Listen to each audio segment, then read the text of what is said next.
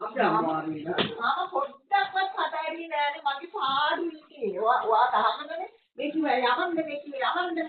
ඔයාලා කිව්වා මම ඉතින් ඔයා නැති කර කියලා. නෑ මම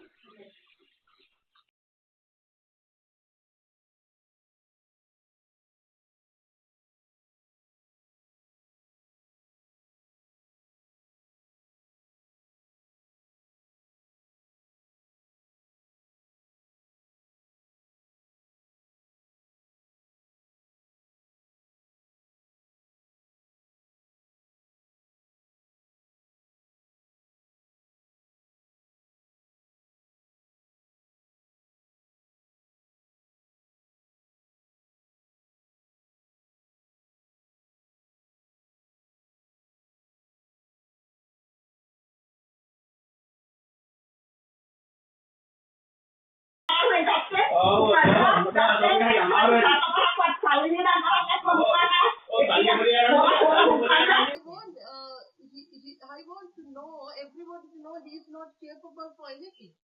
That's not.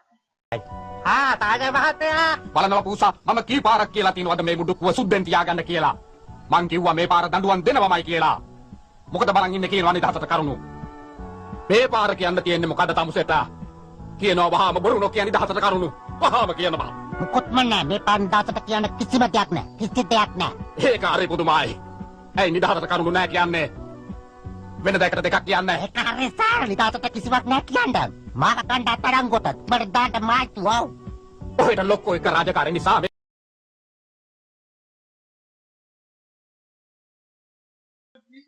මගේ පුක තියනවද?